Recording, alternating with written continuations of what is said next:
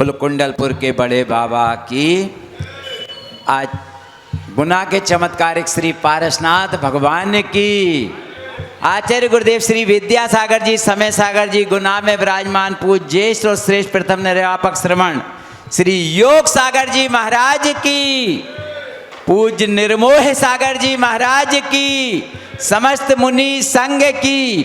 अभी हम गुरुदेव की पूजन करके महान महान पुण्य अर्जित करने का सौभाग्य प्राप्त कर रहे थे और चलते हैं अब आध्यात्म की दुनिया में।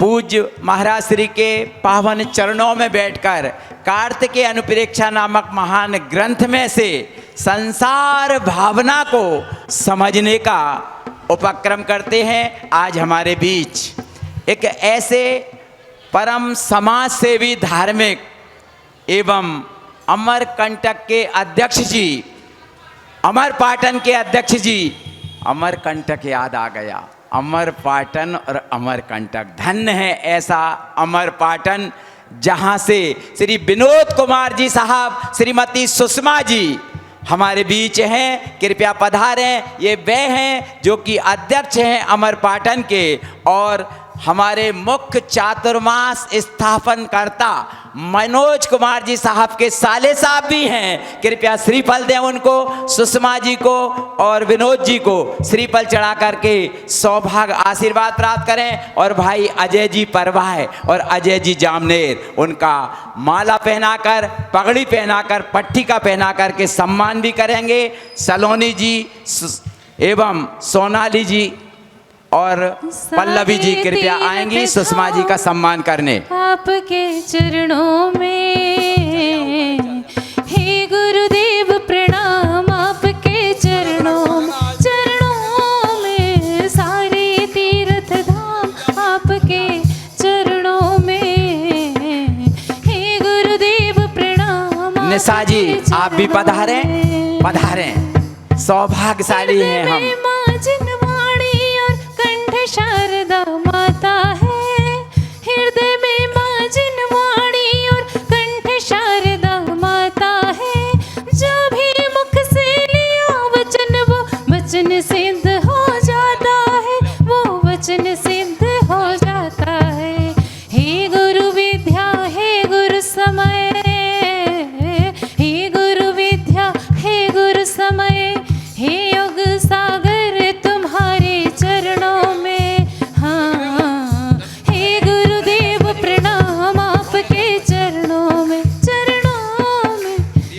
दीप प्रज्वलन करें और साथ दान करने का भी सौभाग्य प्राप्त करें। चल ओ बंधु दीप जलाता चल, दीप जलाता चल ओ भाई, दीप जलाता चल ओ बंधु रे।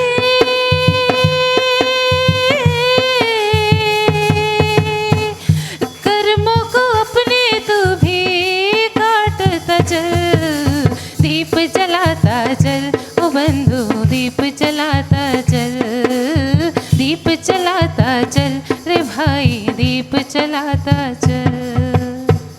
साथ दान करने का भी सौभाग्य प्राप्त करेंगे आदरणीय श्री विनोद कुमार जी साहब और श्रीमती सुषमा जी। श्रीमती निशा जी भी साथ दान करने का सौभाग्य प्राप्त करें।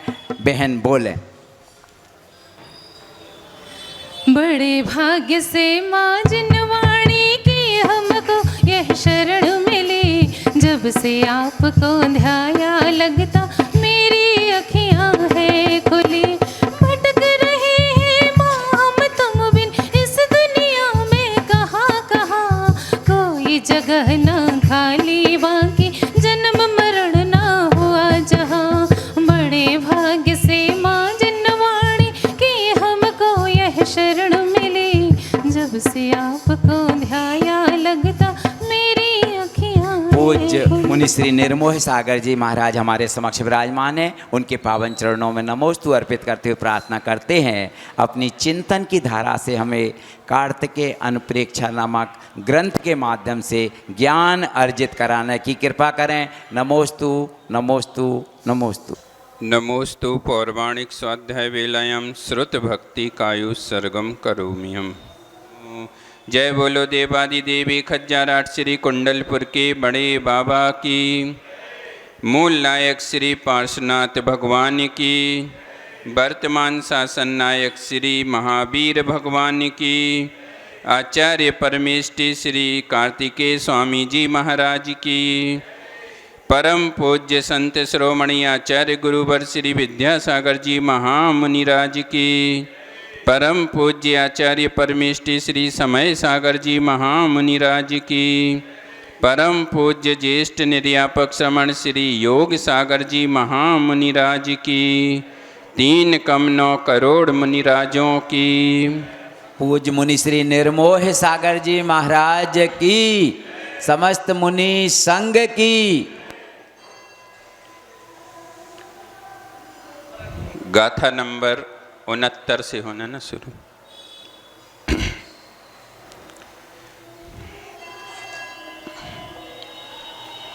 अभी आप लोग इतने समय से संसार अनुप्रेक्षा, संसार क्या है, संसार में परिभ्रमण का कारण क्या है, इसको आप बहुत अच्छे से समझ लिए होंगे बहुत सारी गाथाओं के माध्यम से। अभी और भी गाथाएं बाकी हैं। तो संसार क्या है ये तो हम अच्छे से समझ गए, क्योंकि जहाँ पर मोह शब्द लगा हुआ है तो वह मोह शब्द ही संसार का कारण है। एक संक्षेप परिभाषा होती है। फिर क्योंकि हमने मोह के कारण ही अपने मन को इस संसार में लगाया हुआ है, रमा के रखा है, इतनी जम से पकड़ के बैठे हैं हम कि सब कुछ तो छूट सकता है, लेकिन वह मोह हमारे अंदर से नहीं छूट पा रहा है। लेकिन इतना सब होने के बाद भी हम कभी ये चिंतन नहीं करते कि वो चीज़ छूट क्यों नहीं पा रही, और उसी के कारण ही हम बस इस संसार में परिभ्रमण करते रहते हैं, और वही मोह क्या हो जाता है, संसार का कारण बनता चला जाता है। तो यहाँ पर आचार्य महाराज का कहना यह है कि जब इस मोह को यदि छोड़ना है और मोह से दूर हो करके यदि हमें इस संसार का परिभ्रमण कम करना है या पूर्ण रूप से ख़त्म करना है, तो हमें क्या करना पड़ेगा, अपने अंदर अपने मन को कैसे करना पड़ेगा, तो उस ज्ञान से परिपूर्ण करना होगा, और उस ज्ञान के माध्यम से हमें चिंतन करना होगा कि संसार क्या है। और जब हम ये समझ लेंगे तो समझ लेना कि हमारा संसार का कुछ अंश हमसे धीरे धीरे क्रम से कम होने वाला हो गया, या आगे इस भाव में नहीं, आगे के भावों में क्या हो जाएगा, कहीं ना कहीं तो पूर्णता को प्राप्त हो ही जाएगा। तो आज आप लोगों ने कल भी सुना होगा कि यह संसार किस प्रकार से है। तो आचार्य कहते हैं कि इस संसार में 5 प्रकार के परावर्तन होते रहते हैं। यह 5 प्रकार से परिवर्तन होता रहता है। तो कैसे, एक द्रव्य परिवर्तन, कल बड़े जो हमसे निरोग सागर जी आए होंगे उन्होंने बताया होगा आपको, एक द्रव्य परिवर्तन, एक क्षेत्र परिवर्तन, एक काल परिवर्तन, एक भाव परिवर्तन और एक भाव परिवर्तन। ये तो आप लोग बहुत अच्छे से सबने सुना ही है, पढ़ते ही हैं। तो इस प्रकार से यह संसार कैसा है, 5 प्रकार से परिवर्तन करता रहता है, और जिसके कारण हम क्या करते रहते हैं, इस संसार में परिभ्रमण करते रहते। संसार का चक्र कैसा है, तो वह चलता रहता है। किस तरह से चलता रहता है, तो जिस प्रकार से चक्की चलती है ना, चक्की, और चक्की के बीच में वह गेहूं है या जो भी अपन दाना उसमें डालते हैं, तो तो वह दाना कैसा होता रहता है, पिसता रहता है। तो उसी तरह हमारा भी यह परिवर्तन चल रहा है। तो यहाँ पर आचार्य महाराज कहते हैं कि यह संसार तो कैसा स्वार्थ से भरा हुआ है। आज हम जिससे मोह कर रहे हैं तो मोह भी हमें किस कारण से हो रहा है, सिर्फ स्वार्थ के कारण हो रहा है कि हमारा ये काम ये कर देंगे, ये काम ये कर देंगे, या किसी के ऊपर हमने थोड़ा सा भी उपकार कर दिया, किसी के कुछ भी काम में आ गए तो मन में भाव सबसे पहले क्या आ जाता है कि आज हमने इनका काम किया है तो कल ये हमारा काम कर ही देंगे। ये भाव सबसे पहले उसके साथ जुड़ जाता है। किसी का भी हो, कोई भी जिसका भी हम उपकार करेंगे तो यह अपने आप हमारे भावों में क्या होता है, एक लाइन जरूर जुड़ जाती है कि आज हम इसके काम में आ गए तो कल ये हमारे काम में आएगा ही। और यदि मान लो अपना पुण्य नहीं रहा और हमारी भी ऐसी परिस्थिति बन गई और सामने वाले व्यक्ति ने हमारा कोई भी सहयोग नहीं किया, तो बस क्या हमारे अंदर शुरू हो गया, कसाय रूप परिणाम अपने आप परिवर्तन होने लग गए। किसी को कुछ भी नहीं कहना, ना कोई बताएगा, ना कोई कहने आएगा, लेकिन हमारे परिवर्तन भावों में कैसे होने लगेगा, ऑटोमेटिकली होगा। और ऐसा वर्तमान में इस काल में हम देखते हैं, देख रहे हैं, पल पल में हमारे भावों में परिवर्तन हो रहा है। कसाय कैसी ये भड़क रही हैं, एक दूसरे को हम बड़ा हुआ नहीं देख सकते। बस मात्र यही कारण हमारे अंदर जो बैठा हुआ है, और वही तो ये सब चीज़ें क्या है, हमने अपने अंदर एक भ्रम पैदा करके रखा है। बस जैसे आप लोग कहते ना कि आँख खुली तो क्या हो गया, आँख खुली तो पर गुण देखें और आँख बंद तो निज गुण देखें। लेकिन इस भ्रम में हैं हम। जैसे ही हमारी आँख खुलती है ना तो सब क्या दिखने लगता, पूरा संसार दिखने लगता है। और जब तक आप लोग नींद में रहते हैं, जब तक बताओ किसी को होश रहता है कि आज क्या हो रहा, क्या होने वाला है, कुछ भी पता चलता है? नहीं चलता। तो क्यों नहीं चलता? क्योंकि उसमें हम अपने आप में डूबे हुए हैं। डूबने से मतलब ये नहीं लगाना कि हमारे अंदर कोई चिंतन चल रहा है, ऐसा नहीं सोचना, क्योंकि हम तो सो रहे हैं, होश तो है नहीं। किस अवस्था में सो रहे हैं ये भी पता नहीं है, कुछ भी पता नहीं रहता। बस इतना मालूम है कि हम बस सो रहे हैं और हमें संसार का कुछ भी नहीं दिख रहा, देखने में नहीं आ रहा। तो यहाँ भी आचार्य महाराज यही कहना चाह रहे हैं कि आँख को खोल तो लो। भगवान भी आँख खोल करके ही बैठे हैं, लेकिन उनकी दृष्टि कैसी है, आधी खुली है और आधी बंद है।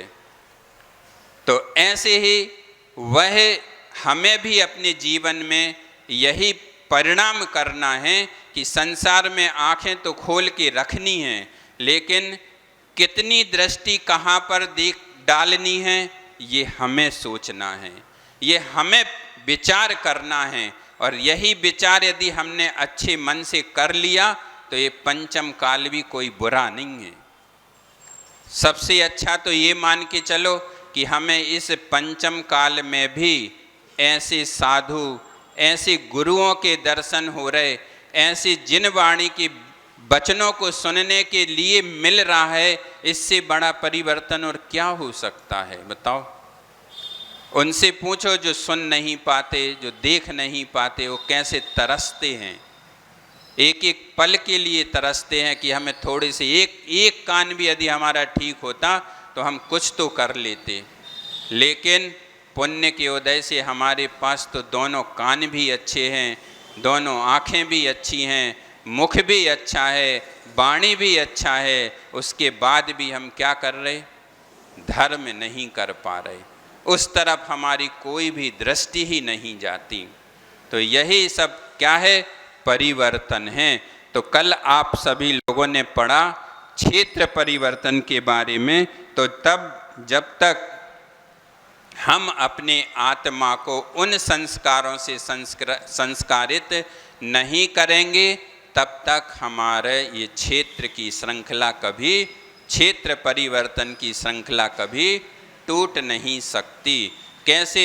जिस प्रकार से आप लोग अभी तो यहाँ बैठे हो, अभी आधा घंटा बाद पता चला कि आप सागर पहुँच गए। बताओ, पता चलता है कि बस यही परिवर्तन, यही परिवर्तन है। जैसे हम भी जब दीक्षा लेने गए थे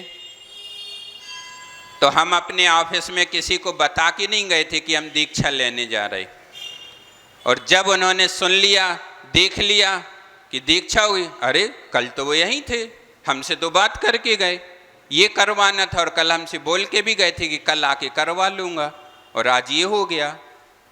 तो कैसे परिवर्तन हो गया अचानक में? कैसे भाव परिवर्तित हुए? भाव परिवर्तन होने के साथ साथ मन जो परिवर्तन हो गया, मन कहाँ चला गया कि नहीं, हमें तो अपना कल्याण करना है। तो सभी लोग जब दीक्षा लेने आए थे या घर से जब निकले थे तो सभी दोस्त वगैरह क्या बोलते थे, भैया आप तो अपने लिए कर लो, अभी तो दूसरों के लिए कर रहे थे। तो हमने कहा कि भैया अभी तक जो कुछ किया था वो सब दूसरों के लिए कर रहे थे, अब जो करने जा रहे हैं वो खुद का होगा, अब वो दूसरों का नहीं है। उसमें दूसरे कोई फायदा ले लें तो ले लें, लेकिन काम तो हमारा ही होने वाला है। तो ये परिवर्तन यदि हमारे अंदर, तो ये कैसा है? तो ये क्षेत्र के परिवर्तन के साथ साथ काल का भी परिवर्तन हो गया, समय बदल गया। कहाँ थे और कहाँ पहुँच गए? किसी ने सोचा था कि अभी ऑफिस में बैठे थे और फिर अभी कहाँ उधर पे बैठ गए, लोग आहार के लिए जा रहे हैं, हाथ पे खा रहे। किसने सोचा था ये? किसी ने भी, किसी के मन में भी ये भाव नहीं आया था। लेकिन अपने अंदर की परिणति कैसी चल रही थी? अपनी आत्मा को संस्कारित करने की चल रही थी। हमें अपना कल्याण करना है, इसीलिए अपन ने इतना बड़ा कदम उठा लिया। किसी के बारे में कुछ भी नहीं सोचा। कोई रो रहा है, रोने दो। उस समय तो कैसे बनना पड़ते, जैसे आप लोग कहते ना ढीठ बन गए, तो उस समय तो ढीठ ही बनना पड़ता है। पीठ दिखाना कोई आसान काम नहीं होता। ढीठ बन के ही पीठ दिखाई जाती है, जब दिखा पाते हैं। किसी से कुछ मुख मोड़ना है तो अपने आप को बहुत तैयार करना पड़ता है, अंदर से बहुत मजबूती लाना पड़ती है, तब जाकर के ये सब परिवर्तन हो पाता है। वरना मोह के कारण तो अपन भी आज भी फंसे होते, उधर ही बैठे होते, ऐसे बैठे होते हम भी कहीं, यही सोचते कि कोई आ जाए, कोई साधु आ जाए, उनका चतुर्मास हो जाए तो कर लेंगे, अपना कल्याण कर लेंगे। हो गया तो ठीक है, नहीं हो गया तो घर गृहस्थी में तो फंसे ही हैं। तो यही परिवर्तन यदि हमें अपनी आत्मा का करना है और सब कुछ यदि करना है तो जीवन में सामान्य से भी देख लो, हम तो सबसे यही कहते हैं कि जीवन में जो जीवन आप जी रहे हैं उसको एक सा मत जियो, हमेशा अपने जीवन में परिवर्तन करते रहो। आचार्य श्री हमेशा एक बात के लिए कहते थे कि आगम में 6 तप बताए हैं और 6 और 12 तप बताए हैं, लेकिन उसमें अनशन भी है, मौदर्य भी है, वृत्ति परिसंख्यान भी है, रस परित्याग भी है। तो सब लोग उपास ही क्यों करते? उपास ही क्यों करना? कभी रस, बिना रस के भी तो 6 रस का त्याग करके जाओ, भोजन करके आओ, वो भी तो एक तप के अंतर्गत ही लिया है। कभी वृत्ति परिसंख्यान से भी तो आहार के लिए निकलो, अपनी परीक्षा करने के लिए। खाने की इच्छा है, मन हो रहा है कि खाना है, इसीलिए तो निकले हैं, लेकिन संकल्प भी है कि जब हमें ये मिल जाएगा तो ही हम आहार करेंगे, नहीं तो नहीं करेंगे। उपवास करना तो आचार्य श्री कहते बहुत सरल काम है, बहुत सरल काम है। क्यों? आज हम धारणा बना के बैठे कि हमारा तो आज उपवास है, तो हमें कुछ भी नहीं करना। लेकिन उस समय इच्छा लेकर के निकले, मिल गया तो ठीक है, नहीं मिल गया तो भी ठीक है। परिणाम कैसे हो रहे? दोनों में समता के परिणाम हैं, आकुल व्याकुल नहीं हैं। आचार्य श्री हमेशा संसार का नियम है, और आचार्य श्री हमेशा बोला करते थे कि देखो तुमने 16 कारण के उपवास कर लिए, 32 उपवास कर लिए, तो तुम्हें जो 32 उपवास का जो फल मिलेगा, उतना फल हमें कितना मुद्रा बना के बाहर निकलने में मिल जाएगा। अब सोचो कि संख्या कहाँ पर बढ़ रही। असंख्यात गुणी निर्जरा मात्र खाने जा रहे, और आपके कितने 32 उपवास हो गए 16 कारण के। कितनी निर्जरा का कारण बना? तो ये भावों का ही परिवर्तन है। जब भाव परिवर्तन आएगा तब आप सुनना। लेकिन अभी तो कल आपने क्षेत्र परिवर्तन का सुना, अब आज आ गया काल परिवर्तन। उसके बारे में थोड़ी सी चर्चा अपन कर लेते हैं। तो उपसर्पिणी, उपसंसर्पिणी, अवसर्पिणी, सबको बोलना है। पड़मम, पड़म समयादि, चरम समयंतम, जीवो कमेण जम्मदि मरदि या सब्बेषु कालेषु। उपसर्पिणी अवसर्पिणी, पड़म समयादि चरम समयंतम, जीवो कमेण जम्मदि मरदि या सब्बेषु कालेषु। अब यहाँ पर क्या कह रहे हैं? उपसर्पिणी और अवसर्पिणी। तो यहाँ पर आचार्य महाराज कह रहे हैं कि जिस तरह से आत्मा क्या करती है, अनादिकाल से क्या कर रही है, द्रव्य परिवर्तन भी कर रही है और क्षेत्र परिवर्तन भी कर रही है, दोनों कर रही है। और अभी अपन सुन के भी आए कि द्रव्य परिवर्तन और उसके 5 परिवर्तन कहे ही हैं। तो द्रव्य परिवर्तन और क्षेत्र परिवर्तन के माध्यम से हमने क्या कर दिया? अनंत काल ऐसे ही गमा दिया, कितना भव निकाल दिया। लेकिन फिर भी हम समझ नहीं पा रहे। बताओ कोई समझ पा रहा हो तो? कोई नहीं समझ पा रहा। और उसी प्रकार से क्या हुआ? जैसा हमने समय निकाला है उसी प्रकार से ये आत्मा भी द्रव्य और क्षेत्र का परिवर्तन आज यहाँ है, अभी चले गए, अंतर मुहूर्त नहीं लगेगा और दूसरी पर्याय में चले जाएंगे। क्षेत्र परिवर्तन कर लेंगे, अभी गुना में बैठे हैं, कहीं और चले जाएंगे, कहीं और जन्म ले लेंगे। तो ये परिवर्तन हम अनादिकाल से कर रहे हैं, ये आत्मा भी अनादिकाल से करती चली आ रही है, तब जाकर के ये संसार चल रहा है और परिभ्रमण हमारा हो रहा है। तो ऐसे ही इसमें भी तो जो भरत और ऐरावत क्षेत्र के जो काल हैं उसमें भी 2 प्रकार से काल को बताया है। कैसे? उपसर्पिणी और अवसर्पिणी। तो जो उत्सर्पणी काल और अवसर्पणी काल। तो अभी आप देखें तो वर्तमान समय में कौन सा काल चल रहा है? अवसर्पणी चल रहा है। क्यों? क्योंकि उत्सर्पणी काल में क्या होता है?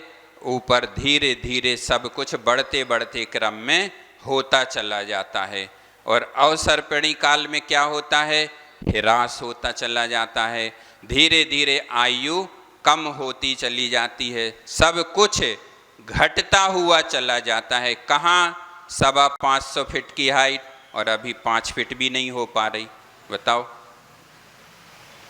तो ऐसा परिवर्तन होता रहता है। तो गाथा का अर्थ क्या है? उपसप्पिणी अवसप्पिणी परम समयादि चरम समयंतम, यानी उत्सर्पणी और अवसर्पणी काल के प्रथम समय से लेकर अंतिम समय पर्यंत सब समयों में यह जीव जीवो कमेण जम्मदि मरदि या सब्बेसु कालेसु, क्या करता है? यह जीव जन्म लेता है और मर जाता है, जन्म लिया और मरण को प्राप्त, तो मरता रहता है। तो इसका अर्थ यही है कि उत्सर्पणी और अवसर्पणी काल के प्रथम समय से लेकर के, यानी ये दोनों में घटाना है। उत्सर्पणी काल में भी घटा लेना है यही चीज़, और यही चीज़ अवसर्पणी में भी घटा लेना।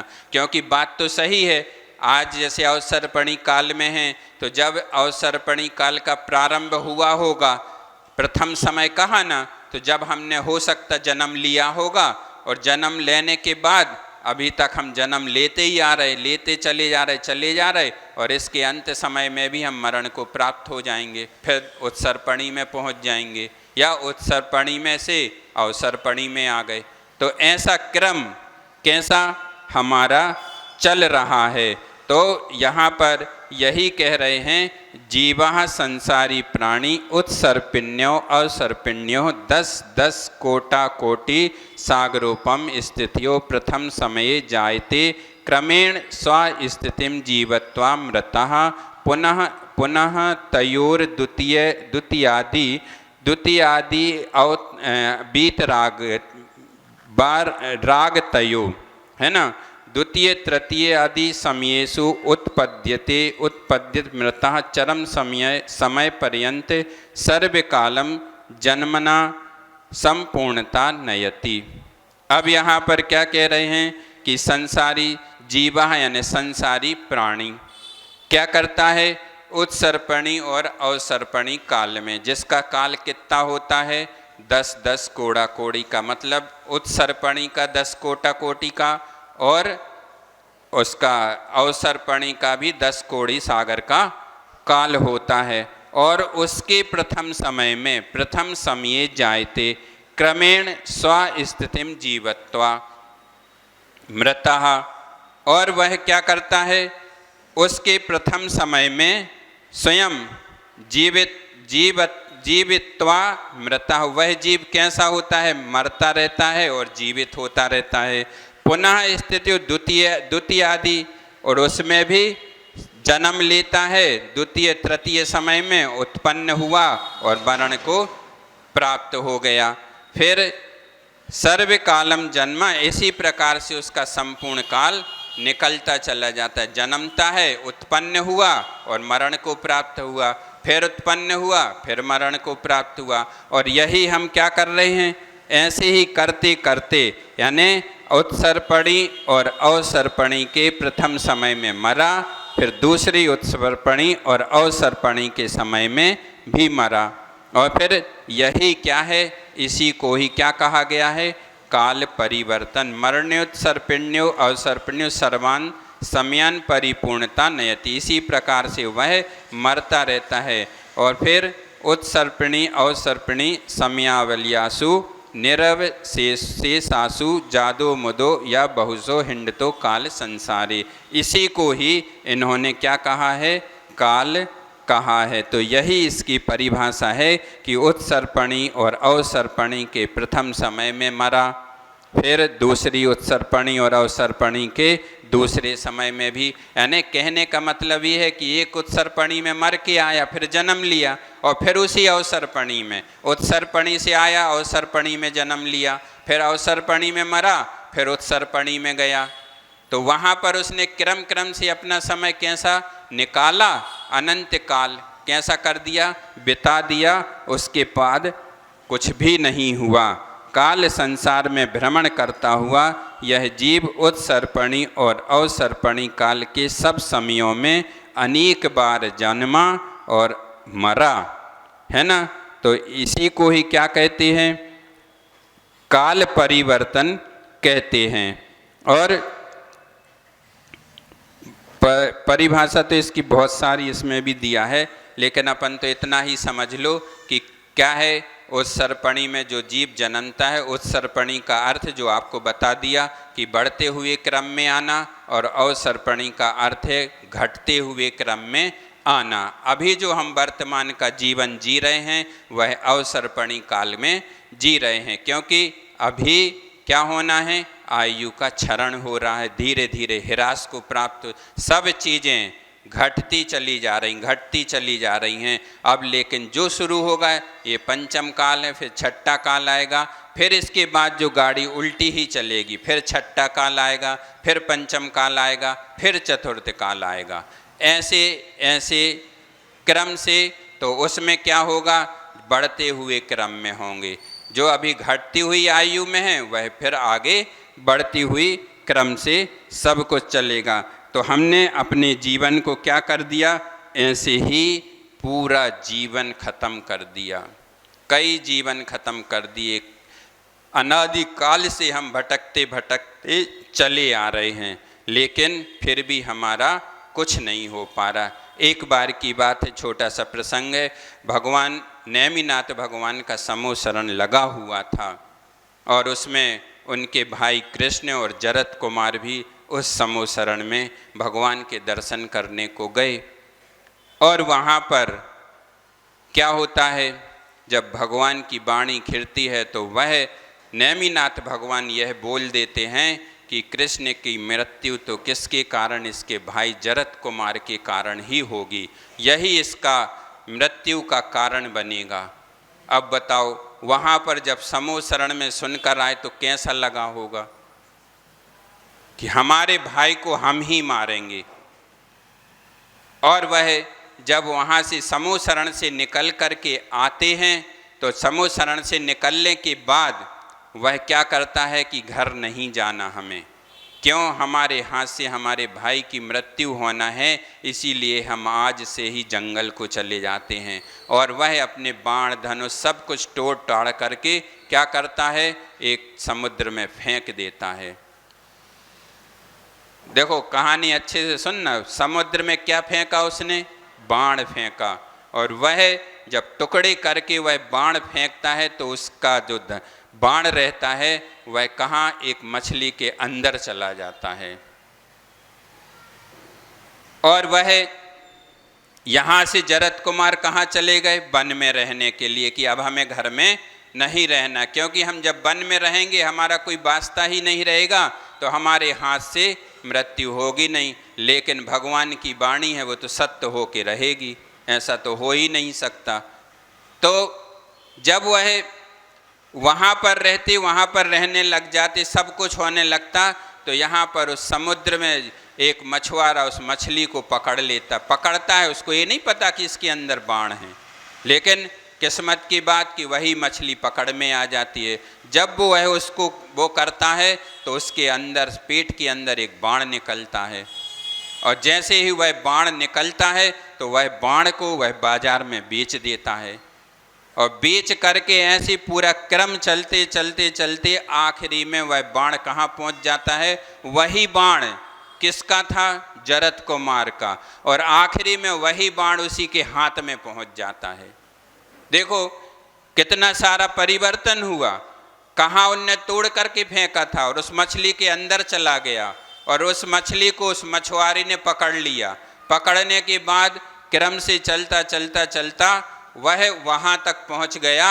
और फिर जब यह श्री कृष्ण वहाँ पानी क्या उसके लिए जाते हैं तो वह क्या समझता, वही जरत कुमार जंगल में रह रहा, उसको ये नहीं पता कि ये कृष्ण आ गए, क्या समझता है कि ये तो कोई जीव त्रियंच जानवर है। उसको समझ करके और अपने बाण को, उसी बाण को चला देता है। तो देखो, ना तो बाण का परिवर्तन हुआ और ना व्यक्ति का परिवर्तन हुआ। तो यही सब काल का प्रभाव है, काल का चक्र ऐसे ही चलता रहता है। हम लाख उपाय भी कर लें, उनके मन के अंदर क्या था, मन में यही भाव था कि जो जिनेंद्र देव के वचन हैं वो कभी झूठे नहीं हो सकते, वो तो प्रामाणिकता में हैं, प्रमाण है वो तो कहीं ना कहीं से सत्यता को प्राप्त अवश्य होंगे। और वही हुआ। देखो जिस बाण को लेकर के वो बैठे थे वही बाण कैसा बना, कैसा निमित्त बना और कैसा योग बना कि वही बाण उनके आखिरी में उनके हाथ में जा कर के पहुंच गया। ना उनको पता ना इनको पता, और उसी बाण के द्वारा उनकी श्री कृष्ण की मृत्यु हो जाती है। तो ये सब किसका है? काल का चक्र है। तो हमने भी जो कुछ भी हम करके बैठे हैं, आप ये मत समझो कि हमें हर चीज़ से छुटकारा मिल गया। प्रभाव तो जरूर रहेगा और वो सामने आएगा। और हमारे और आप सबके सामने कैसा हो रहा है? आज भी वह कैसा आ ही रहा है। देख लो आप सबके सामने अपन आखिरी में क्या कहते? हर जगह से परेशान होने के बाद अपने भाव क्या होते? क्या करें, काल का परिवर्तन है, काल का प्रभाव है, इसीलिए ऐसा हो रहा। दोषी हम किसको ठहरा देते? काल को ठहरा देते। लेकिन कभी हमने इस बात पर चिंतन नहीं किया कि ये हमारे कर्म का प्रभाव है। हमने जो कर्म बांध करके हम बैठे थे उसका प्रभाव है। इसके कारण तो ये काल बन रहा है, नहीं तो काय को बनता। कोई ये समझे कि हमने सब कुछ कर लिया तो हमारा सब छूट गया, सब कुछ। आज हम भी गुरुजी हैं, गुरुजी को देख लो, वो भी तो सब छोड़ करके आ गए थे, कितनी छोटी उम्र में आ गए थे। लेकिन उन कर्म के उदय ने या काल के प्रभाव से उनको भी छोड़ा क्या? जब तीर्थंकरों को नहीं छोड़ा तो हमें क्या छोड़ेंगे बताओ? उनको भी कैसा हुआ? आखिरी में ऐसी परेशानी, असाता कर्म का उदय आया और ऐसा ऐसा हो गया। अपन से तो अपन तो ये कहते थे उनको क्या होगा? जिनको अपन ने भगवान मान के रखा है कि ये तो हमारे आगामी तीर्थंकर हैं, जिनको हमने ये मान के रखा है, जब घटना उनके साथ ऐसी हो सकती है तो हम किस खेत की मूली हैं? ये बात हमें बहुत अच्छे से समझना है कि ये सब क्या है? काल का तो ठीक है, काल तो जो है सो है ही, लेकिन अंत में हमें कर्म के ऊपर ही अपनी बात को ले जाना पड़ेगी और उस कर्म के ऊपर ही हमें छोड़ देना पड़ेगी कि ये सब जो कुछ भी हो रहा है, जो कुछ भी हमें देखने में आ रहा है, जो भी एक एक पल की घटनाएं हमारे साथ घट रही हैं, वो सब हमारे द्वारा ही किए गए कर्मों का प्रभाव है। बिना कर्मों के प्रभाव के तो हम कुछ भी कर नहीं सकते। यदि कर्म का प्रभाव या कर्म का उदय अच्छा होता तो हमारे साथ सब कुछ, अपन कहते जरूर हैं कि इनने ऐसा कर दिया तो ऐसा हो गया, क्यों? अपनी बुद्धि ऐसी है अपन, लेकिन उस बुद्धि पर नहीं जाते कि ये कर्म के कारण ऐसा हो रहा है। किसी ने सहयोग कर दिया तो वो भी हमारा पुण्य कर्म का उदय था, तो इसीलिए उसने सहयोग कर दिया, और वही व्यक्ति शत्रु बन गया तो वही ले दुश्मन बन गया, सब पाप कर्म का उदय आ गया। वही है जो हमारे साथ रहने, घर में ही देख लो आप, सगे भाई साथ साथ रह रहे और कैसे दुश्मन हो जाते हैं। ये सब कहानी आप लोगों को पता है, क्योंकि आप अपन 24 घंटे उसी में ही निकाल रहे हैं। वही जीव पाप कर्म करके, बुरा काम करके, वही जीव नरक में जा रहा। नरक में उसको थोड़ा सा ज्ञान हुआ, इतना सब मार काट हुई, कुछ ज्ञान हुआ, आकर के उसने मनुष्य में या देव बन गया। देव बनने के बाद कुछ अच्छे काम कर लिए, काम करने के बाद फिर जन्म मनुष्य में ले लिया और अच्छे काम कर लिए, अपने आप को धर्म ध्यान में लगा लिया। तो वही जीव कैसा घूमता घूमता कहाँ पर आ गया? लो एक दिन तीर्थंकर बन गया। जीव वही है जो बुरे काम करके यहाँ से जा रहा, या जो अच्छे काम करके जा रहा, वही जीव घूम रहा है। ऐसा नहीं कि कोई अलग से जीव आ गया, वही जीव है जो अपने अंदर बैठा हुआ है। और उसी के अनुसार तो यह सब कैसा होता है? यह सब काल का चक्र है और उसी का ही प्रभाव है, जिसके कारण आज हम इस संसार में भटक रहे हैं। ये सब कर्म के कारण ही, इसीलिए आचार्यों ने मोहिनी कर्म को सबसे ज़्यादा प्रबल बताया है, और कर्मों को इतना प्रबल नहीं बताया जितना मोहिनी कर्म को बताया, क्योंकि यह मोह ही तो हमें तोड़ के रखा है। हर जगह कहीं भी कितनी भी परिपक्व, कितनी भी ढीठ बना लो अपने आप को, लेकिन कहीं किसी के 2 आंसू देख लो तो अपना मन अपने आप कैसा हो जाता, पिघल जाता है। और जो नहीं पिघलाता है, ऐसा नहीं है जो नहीं पिघला रहा है तो उसका पिघलता नहीं है, उसका मन भी पिघलता है, लेकिन उसने अपने अंदर जो बात सोच के रखे कि नहीं, हमें तो अपना कल्याण करना है, तो हमें तो ये सब चीज़ें ऊपर से तो दिखाना ही पड़ेंगी। नारियल ऊपर से देखने में कितना कठोर है, लेकिन अंदर से कितना सॉफ्ट है। तो ऐसे ही साधुओं का और ऐसे ही उन तीर्थंकरों के मन भी ऐसे ही रहे होंगे और रहते हैं, तब जाकर के इस पद को प्राप्त कर पाते हैं, नहीं तो नहीं कर पाएंगे। घर छोड़ना तो एक मतलब बहुत कितना कठिन है, बताओ कितना कठिन है। हर परिस्थितियों को देखो तो आपको लगेगा कि हम तो छोड़ ही नहीं सकते, हम तो कहीं जा ही नहीं सकते, लेकिन उन सब से मुख को हमें क्या करना पड़ता है, मोड़ना ही पड़ता है। और जब तक हम ऐसा नहीं करेंगे तब तक हमारी आत्मा का कल्याण कभी भी होने वाला नहीं है और ना हो सकेगा। ऐसे ही हम भ्रमण करते रहेंगे। अब देखो इस आगे आने वाली 24वीं में भी कितने जीव नरक से निकल के आना है, बताओ। लेकिन उन्होंने भी कितना पुण्य, राजा श्रेणिक को ही देख लो, नरक गति का बंद कर लेने के कारण उसके कभी व्रती बनने के भाव नहीं हुए, व्रती नहीं बना।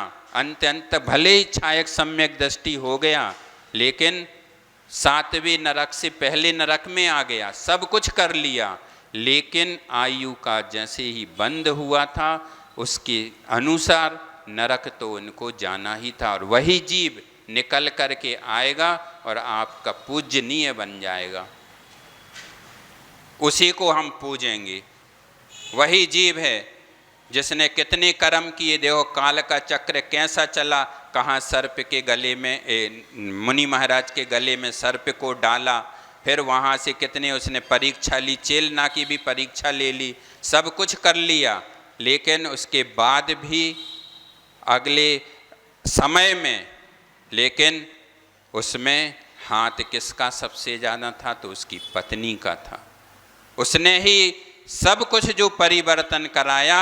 यदि चेलना नहीं होती तो वो तुक नरक में था ही, या ये घटना भी नहीं घटती, ये क्रम भी, लेकिन नियति ऐसी ही थी कि ऐसा ऐसा होना है और उनके साथ वह सब घटित होना है। तो आगे आने वाली भविष्य की तीर्थंकर में बताओ, प्रथम तीर्थंकर बनने वाला है वही जीव। कहाँ से? अब सब लोग सोचें कि नरक में गए हम तो भगवान बन ही नहीं पाएंगे, हम नित्य पाप किए, लेकिन थोड़ी सी यदि श्रेणिक की तरफ दृष्टि डालें तो आप सोच लो, आगे भी जो कृष्ण हैं ये सब लोग क्या हैं, तीर्थंकर बनने वाले तो हैं, आगे सब बनेंगे, भले ही अभी कहीं भी हों, कोई भी स्थान में हो, लेकिन सब आगे जाकर के बनेंगे। तो पुण्य देखो कहाँ से कहाँ ले जा रहा है, लेकिन हमें सब कुछ होने के बाद भी हम समझ नहीं पा रहे। हम कैसे बने हुए हैं? अज्ञानी बने हुए हैं।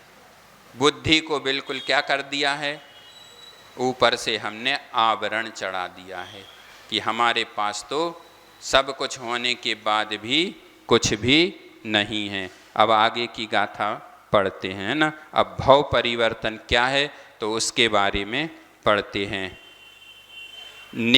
नेरय्यादि गदीड़म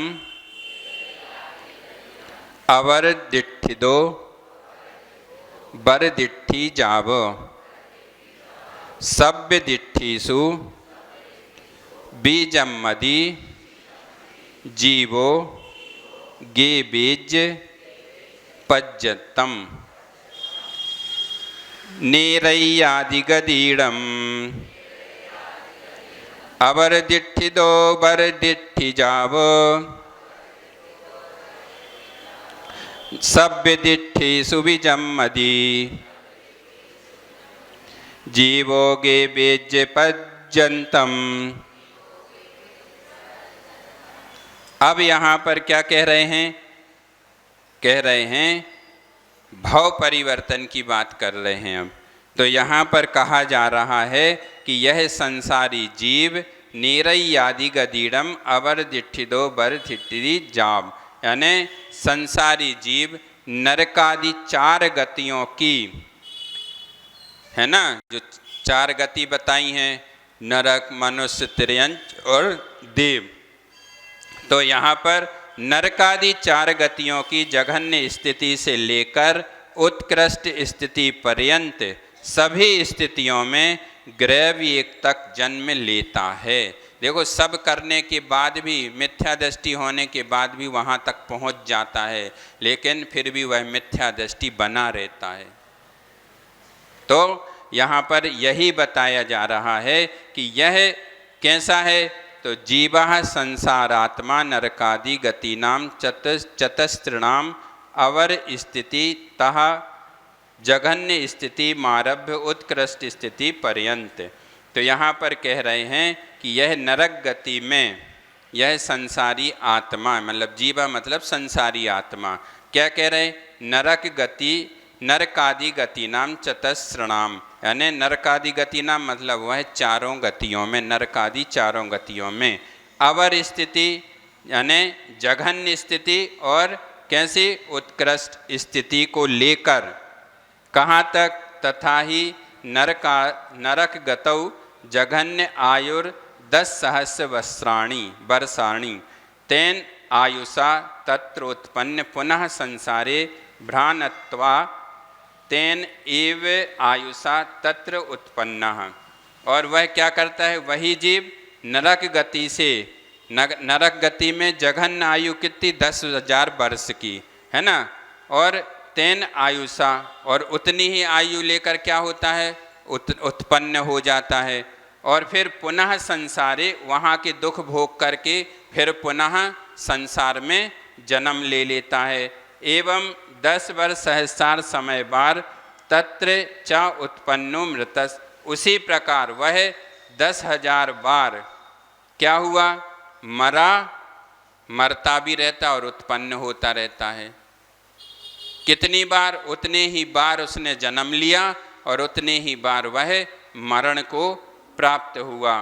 फिर पुनः एक समय अधिक्येन त्रयस्त्रिंशत् सागरों पमाणी परिसमाप्ति अंते, और वह एक समय में कितनी 33 सागर की आयु को भी इस प्रकार से वह पूर्ण कर लेता है। धीरे धीरे कर करके 33 सागर तक की आयु पूर्ण करने के बाद भी क्या करता है, वह फिर जन्मता है और फिर मरता है। यही क्रम उसका कैसा चलता रहता है। तो पंचाति त्रियगतौ अंतर्मुहूर्त आयुष उत्पन्न प्राग्वत तत्समय वारम उत्पन्न समयाधिक्येन त्रिपल्योपमानी तेन एव जीवेन परिसमाप्त्यन्ते। एवं मनुष्य गता अपि नरक गतिवत देवगतिवत तत्र अयम विशेषा उत्कर्षा 1,63 सागरोपमाणी परिसमाप्त्यन्ते। एवं भ्रांत्वा गत्य पूर्वोक्त जघन्य स्थिति को नारको जायते तद एतत् तत्सर्वं समुदितं भव परिवर्तनम। यहाँ पर यही कहा जा रहा है, इसका पूरी इसी की हिंदी सुना दे रहे हम। नरक गति में जघन्य आयु 10,000 वर्ष की है। उस आयु को लेकर कोई भी जीव प्रथम नरक में उत्पन्न हुआ और आयु पूर्ण करके मर गया, पुनः उसी आयु को लेकर वहाँ उत्पन्न हुआ और मर गया। इस प्रकार 10,000 वर्ष के जितने समय हैं उतनी बार 10,000 वर्ष की आयु लेकर प्रथम नरक में उत्पन्न हुआ, पीछे एक समय अधिक 10,000 वर्ष की आयु लेकर वहाँ उत्पन्न हुआ, फिर 2 समय अधिक 10,000 वर्ष की आयु लेकर उत्पन्न हुआ। इस प्रकार एक एक समय बढ़ाते बढ़ाते नरक गति की उत्कृष्ट आयु 33 सागर पूर्ण करता है। फिर तिर्यंच गति में अंतर मुहूर्त की जघन्य आयु लेकर उत्पन्न हुआ और पहले की तरह ही अंतर मुहूर्त के जितने समय होते हैं उतने बार अंतर मुहूर्त की आयु लेकर वहाँ उत्पन्न हुआ। फिर एक एक समय बढ़ाते बढ़ाते तिर्यंच गति की उत्कृष्ट आयु आयु 3 पल्ले समाप्त करता है। देखो धीरे धीरे वह क्या कर रहा है, समय बढ़ाता जा रहा है, काम वैसे कर रहा है। तो तिर्यंच गति की आयु 3 पल्ले भी समाप्त कर ली। फिर तिर्यंच गति की तरह मनुष्य गति में भी अंतर मुहूर्त की जघन्य आयु से लेकर, मतलब सबसे कम आयु लेकर उत्पन्न हुआ, लेकिन काम ऐसे किए कि वह बढ़ाता बढ़ाता कहाँ तक, 3 पल्ले की आयु भी समाप्त कर ली। पीछे नरक गति की तरह देवगति की आयु को भी जानना चाहिए, किंतु देवगति में इतनी विशेषता है कि वहाँ 31 सागर की ही उत्कृष्ट आयु को पूर्ण करता है, कम हो जाती है, क्योंकि ग्रहवेग में उत्कृष्ट आयु 31 सागर की होती है और मिथ्या दृष्टियों की उत्पत्ति कहाँ तक होती है, ग्रहवेग तक हो सकती है। इस प्रकार चारों गतियों की आयु पूर्ण करने को ही क्या कहते हैं, भव परिवर्तन कहते हैं। नरक की जघन्य आयु से लेकर ऊपर के ग्रहवेग पर्यंत के सब भवों में यह जीव मिथ्यात्व के अधीन होकर क्या करता रहता है, अनेक बार भ्रमण करता रहता है। देखो ग्रहवेग में पहुंचने के बाद भी वह क्या कर रहा है, फिर भी उसका संसार चल रहा है, परिवर्तन वह कर रहा है। तो इसमें भी एक छोटी सी कहानी के माध्यम से बता देती कि एक बार एक व्यक्ति था, अर्जुन नाम का व्यक्ति था, है ना। अब वह पहले कैसा था, वह बहुत अमीर था, उसके पास बहुत धन पैसा था, लेकिन उससे कभी भी 5 पैसे खर्च नहीं होते थे। मतलब कंजूस भी था और घमंडी भी था। क्यों, उसको ये लगता था कि हमारे पास जो पैसा है वो किसी के पास है ही नहीं। इस संसार के सबसे बड़े व्यक्ति यदि कोई है तो हम ही हैं। ऐसा जैसे अपन लोग सोचते रहते ना सब कि हमसे बड़ा तो कोई है ही नहीं, थोड़ा सम्मान नहीं मिले ले उनने हमें पूछे ही नहीं है, यही चलता रहता कि नहीं। ये वर्तमान की स्थिति है, जो वर्तमान में हमारे साथ घटित होता है उसको बता रहे। तो यहाँ ऐसे ही तो उसने और क्या किया, जब उसने जो पैसा कमाया उसका उद्देश्य क्या था, बस एकमात्र हमारे पास पैसा आना चाहिए। अब वह पैसा कैसे भी आए, चाहे हमें पाप से कमाना पड़े, चाहे चोरी करके कमाना पड़े, चाहे झूठ बोल के कमाना पड़े, और चाहे हमें दूसरों को कितना भी सताना पड़े, तो हम सब कुछ, जैसे अपन बोलते ना कि अरे कितना निर्दयी आदमी है, इतना सब करता रहता, उसको फिर भी कोई विकल्प नहीं होता। एक बार भी उसके मन में ये भाव नहीं आता कि हमने ऐसा काम क्यों कर दिया। ऐसे ही वह अब जब उसका समय पूर्ण हुआ, मृत्यु को प्राप्त हुआ, तो वह कहाँ गया, अब कहाँ जाएगा।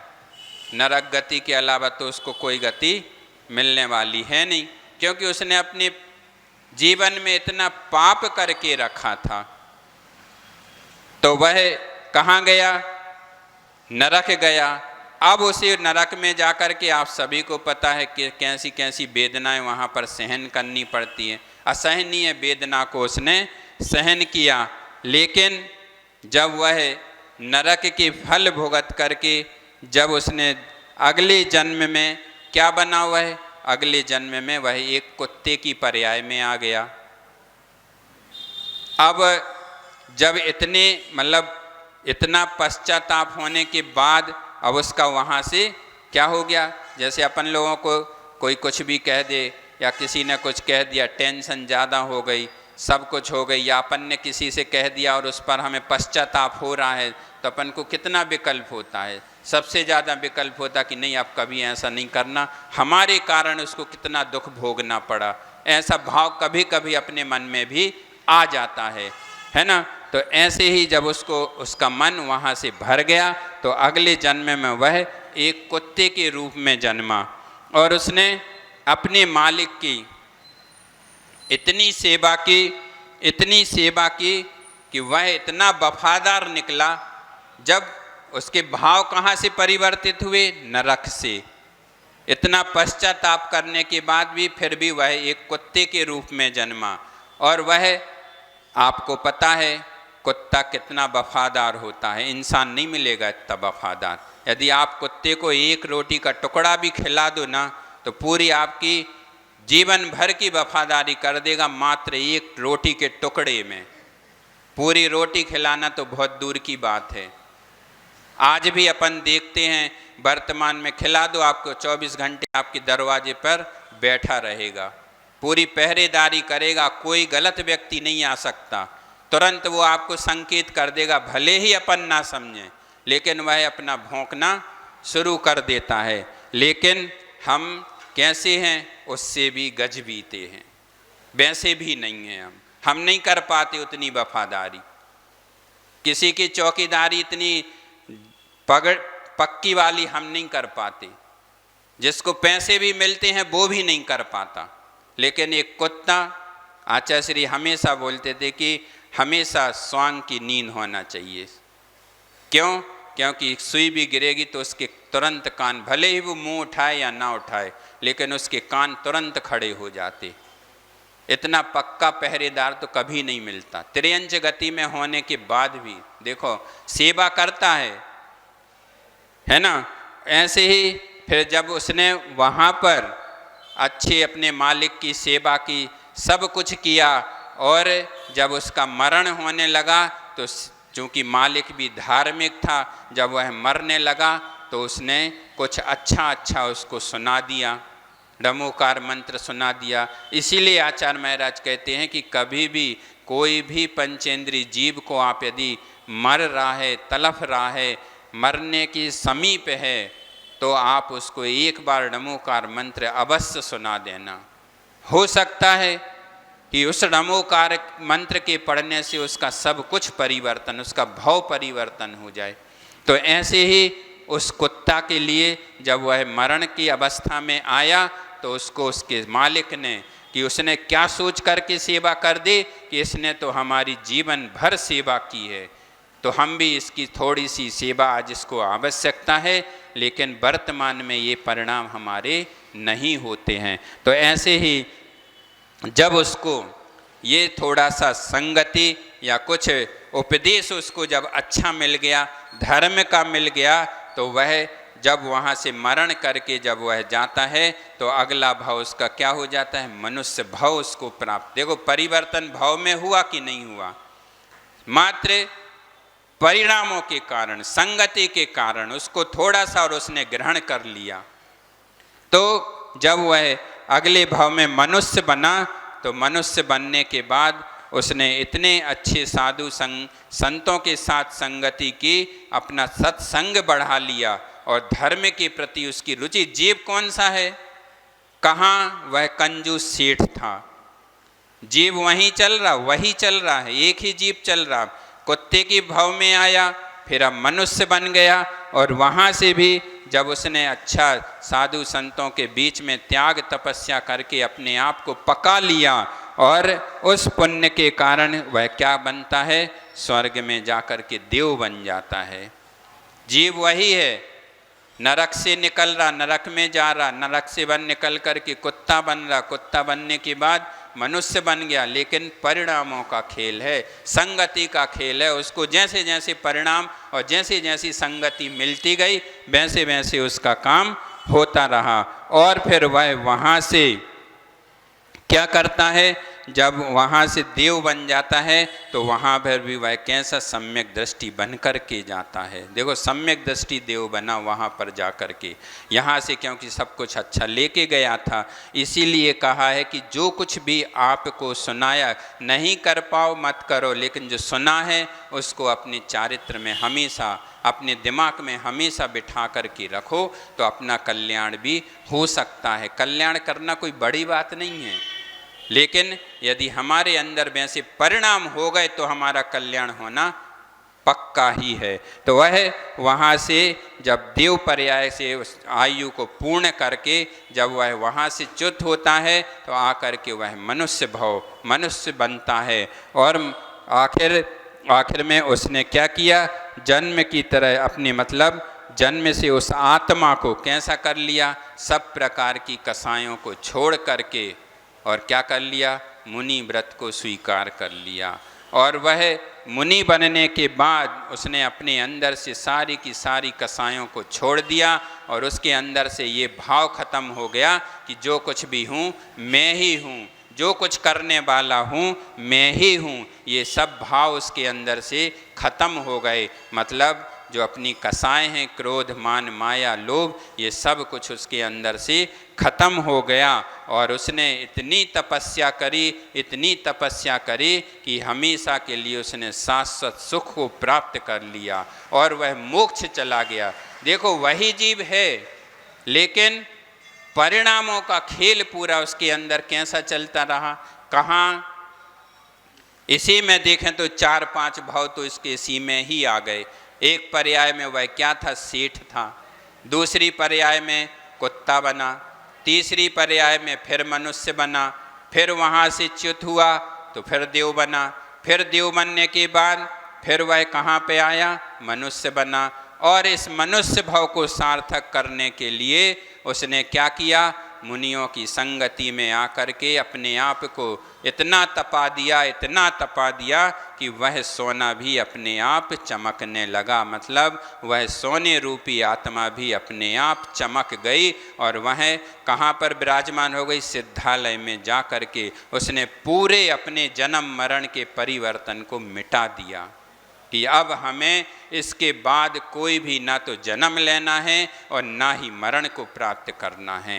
तो ऐसे ही भले ही आज हम यहाँ बैठे हैं, पंचम काल चल रहा है, काल का परिवर्तन है, सब कुछ होगा, लेकिन हम अपने भावों को तो संजो करके रख सकते हैं, अपने परिणामों में निर्मलता ला सकते हैं और अपने आप को इतना पवित्र बना सकते हैं। हम ये नहीं कह रहे कि आप महाव्रतों को स्वीकार करो, लेकिन घर में भी रह करके हम अपने जीवन को एक सदग्रस्त बना सकते हैं, अच्छे श्रावक बन सकते हैं, जो मान मर्यादा से रह करके सब चीज़ों को भूल करके अपनी मर्यादा के तहत रहते हुए भी हम अपना, और देखते हैं हम लोगों ने तो अभी जब से हमारी दीक्षा हुई उस समय से हमने तो कितने कितने सदग्रस्तों की ऐसी ऐसी समाधि देखी हैं कि जो एक मुनि नहीं कर पाएगा। ऐसी ऐसी समाधियां कर लेता ग्रस्त होने के बाद भी, और उनका पुण्य इतना। हम लोग तो हमेशा यही करते थे, कहते थे उन लोगों से कि देखो आपका पुण्य कितना है, इतने साक्षात तीर्थंकर समतुल्य गुरु जी से आपको संबोधन मिल रहा है। यदि इसके बाद भी हम अपना कल्याण नहीं कर पाए तो इससे ज़्यादा पाप कर्म का उदय हमारा नहीं हो सकता। ऐसे ऐसे पुण्य, ऐसे ऐसे लोगों को आचार्य श्री ने संबोधन किया है जिनको देख करके अपन को लगता है कि बताओ क्या इनका पुण्य है, इन्होंने कितने जन्म में इन्होंने वो पुण्य इकट्ठा किया होगा कि ऐसे गुरु का सानिध्य मिला, ऐसे गुरु के वचनों को सुन करके अपने जीवन की पूर्णता को प्राप्त कर रहे। तो ऐसे ही बंधुओं, हमें भी अपने जीवन में उस पूर्णता को यदि प्राप्त करना है, भले ही आज नहीं, एक भाव नहीं, 2 भाव नहीं, लेकिन आचार्यों ने कहा है 7-8 भाव के बाद तो आप अपना कल्याण कर ही लोगे। तो अभी से भी हम अपने जीवन में परिवर्तन करें तो वह परिवर्तन पूरा हो जाएगा। बोलिए आचार्य गुरुवर श्री विद्यासागर जी महामुनिराज की बोधि समाधि परिणाम शुद्धि स्वात्मोपलब्धि शिव सौख्य सिद्धि चिंतामणिम चिंतित वस्तुदानी त्वां बंद मानस ममास्तु देवी।